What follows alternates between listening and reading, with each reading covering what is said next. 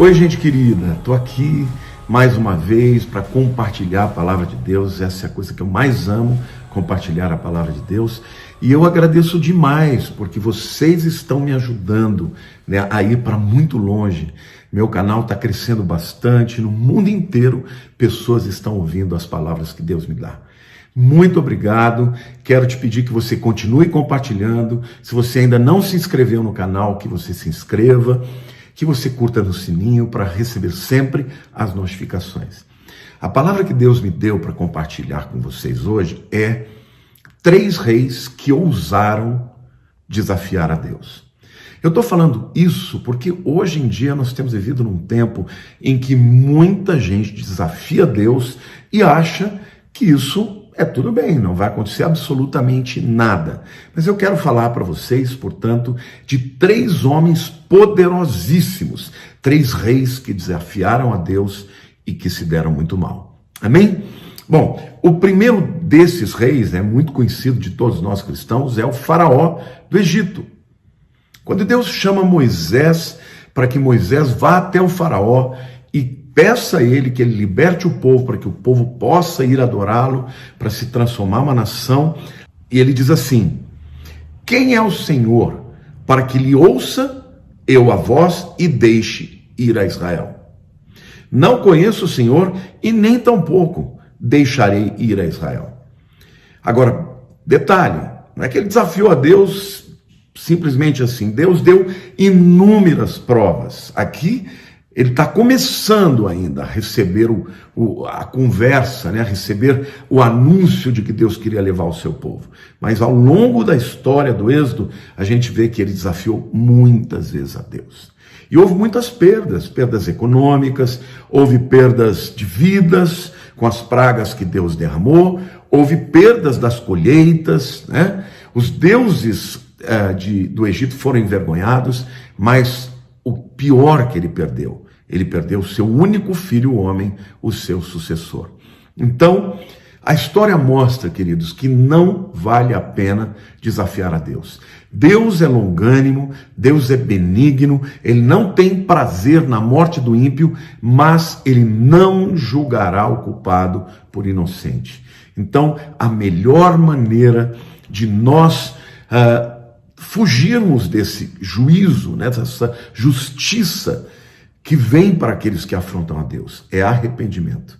O arrependimento, a mudança de atitude, a mudança de coração é algo extraordinário, porque compadece o coração de Deus. Deus, quando vê alguém quebrantado, arrependido, ele perdoa e restitui todas as coisas. Amém? Faraó não quis, Faraó endureceu o seu coração e ele recebeu uma punição extraordinária. Deus até usou de Faraó para manifestar ao seu povo a sua glória. Amém? Então saiba, quando você está vendo alguém nas mídias ou na sua vida pessoal que está afrontando e desafiando a Deus, queridos, Deus é longânimo, mas ele não tarda para trazer a justiça. E nós sabemos que esse mundo sem Deus um dia vai receber a devida justiça por ter afrontado a Deus, por ter rejeitado o seu convite de graça e de misericórdia de aceitar a Jesus Cristo como Salvador e Senhor de suas vidas. Amém?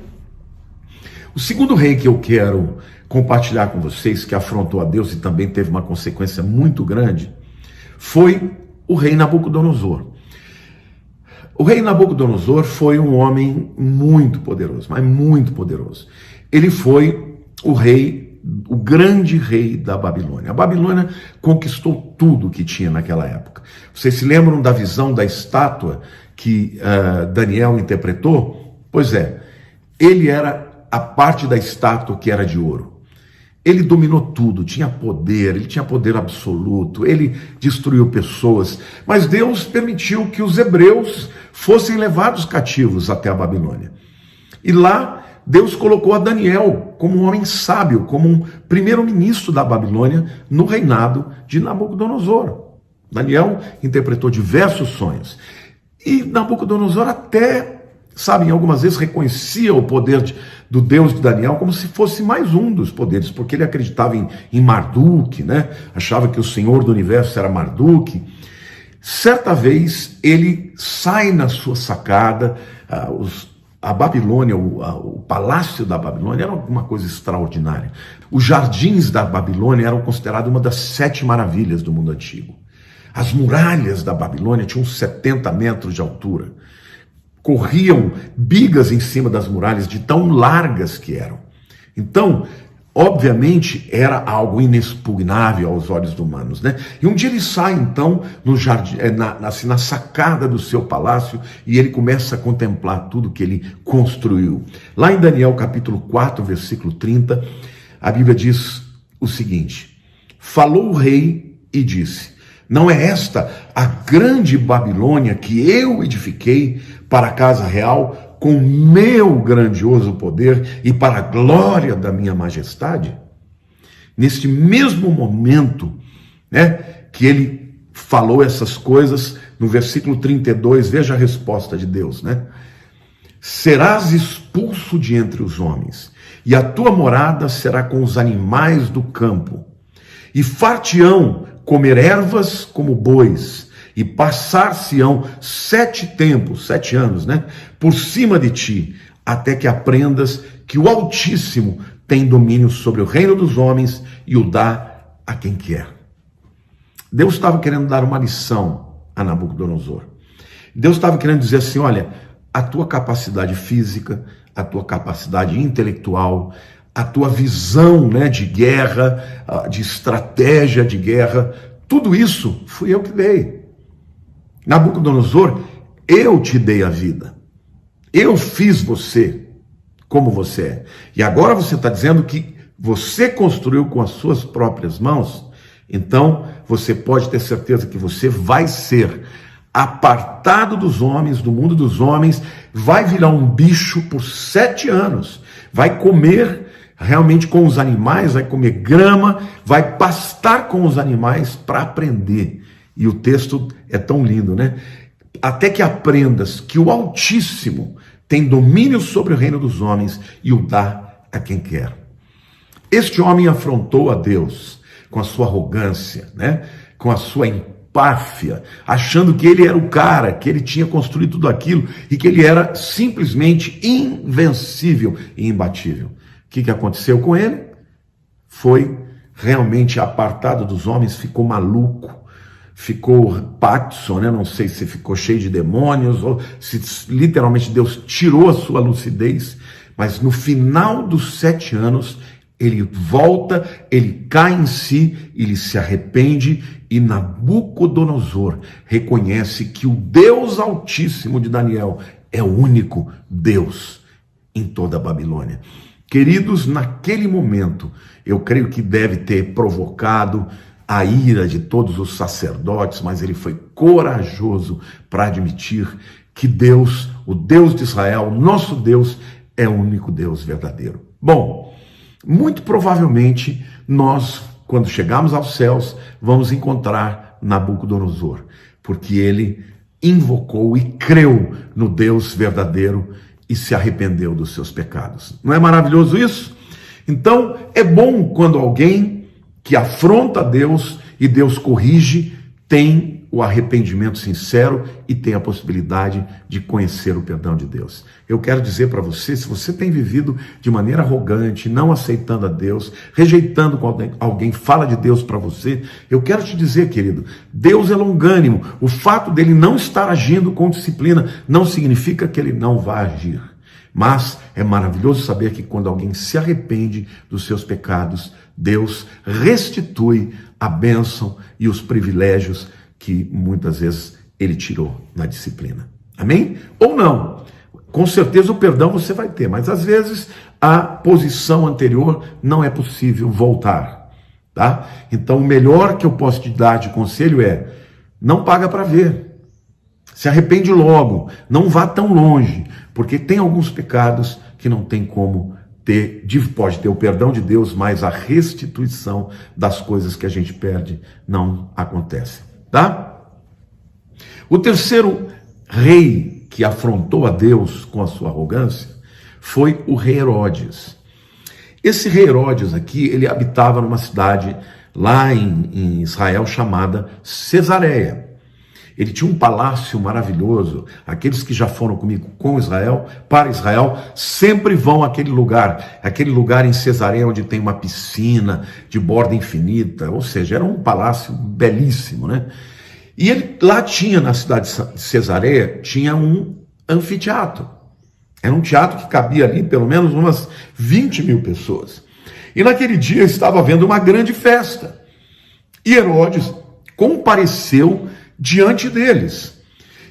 E as vestes de Herodes, elas estavam... O Flávio Josefo, o grande historiador, né, de Israel, diz que as vestes dele estavam cheias de placas de prata.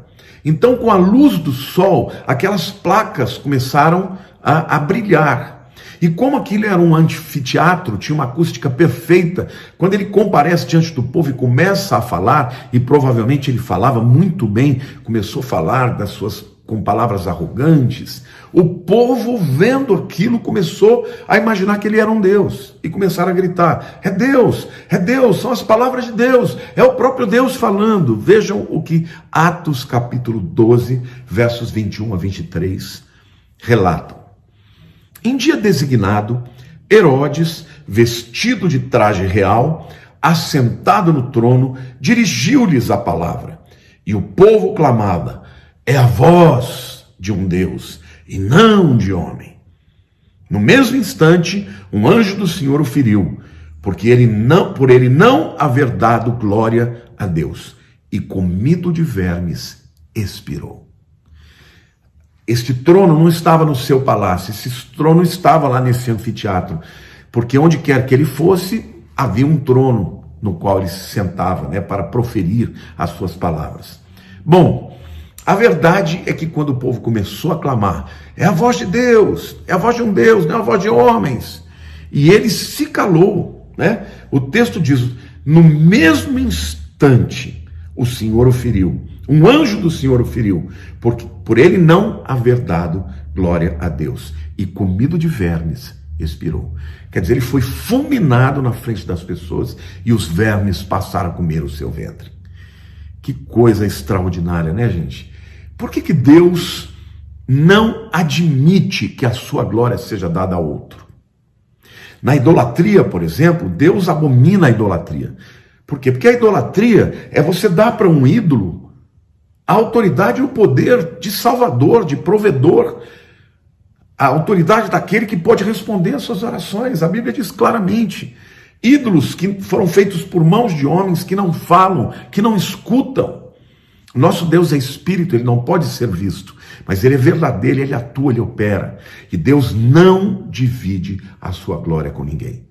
Então, quando alguém traz a glória para si mesmo, está se idolatrando, está fazendo de si um Deus, como esse Herodes fez. E o resultado disso foi muito ruim, foi a morte. Então, queridos, qual é a lição, qual é a aplicação que eu quero deixar para vocês?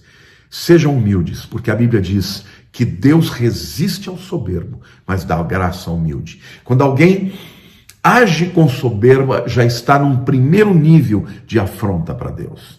Satanás se ensoberbeceu e achou que podia ser como Deus. E ele teve uma queda e foi alijado de todas as bênçãos que ele tinha por estar na presença de Deus.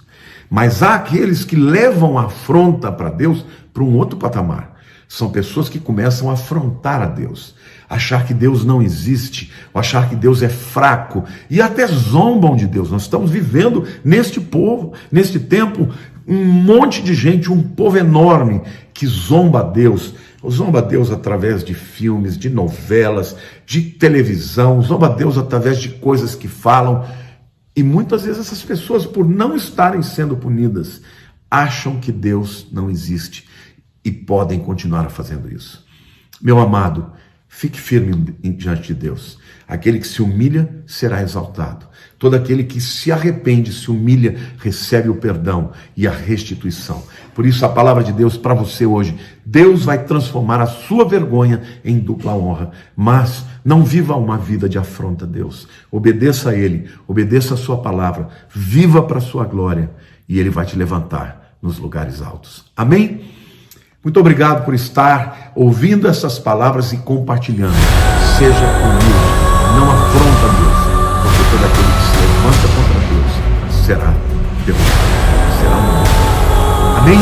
espero que você tenha gostado dessa palavra. Em nome de Jesus. Te amo, viu? Um beijo no seu.